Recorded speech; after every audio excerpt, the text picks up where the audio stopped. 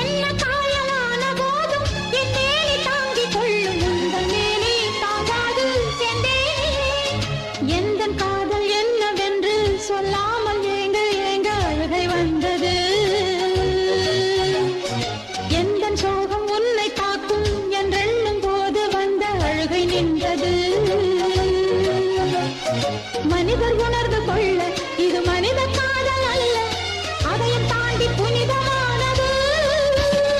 அபிராமியே தாலாட்டும் சாமியே நான் தானே தெரியுமா?